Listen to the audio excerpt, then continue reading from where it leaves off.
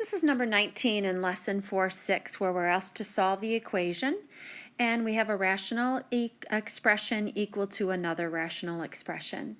There are a number of ways to go about doing this, but I'm going to try to be consistent with the method that I've used previously. So I'm going to look for the least common denominator. And in this case, one denominator is 7x minus 3. The other denominator is 4x minus 5. They both need to be a part of the least common denominator. So rather than getting common denominators, I'm just going to multiply each term within my equation by both of them.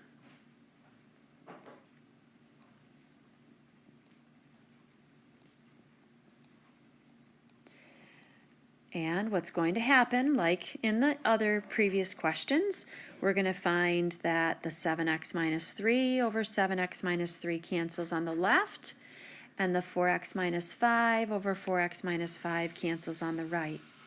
So on the left, what we're left with is just the 5 times the quantity 4x minus 5. And on the right side of the equal sign, all we're left with is the 3 times the quantity 7x minus 3.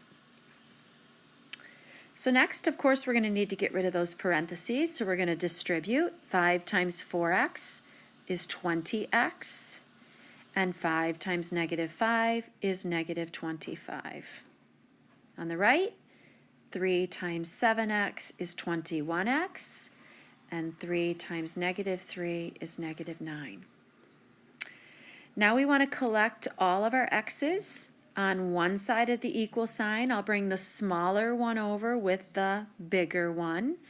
Not that I have to do it that way, but that gives me the privilege of not having to deal with negative terms. So that will give me negative 25 on the left side of the equal sign and 1x minus 9 on the right. The only thing left to do is undo the minus 9 by adding 9 to both sides. And we find that x is equal to negative 16. If we substitute negative 16 back into the original rational equation, we will find that the two sides of the equal sign do come out equal to one another.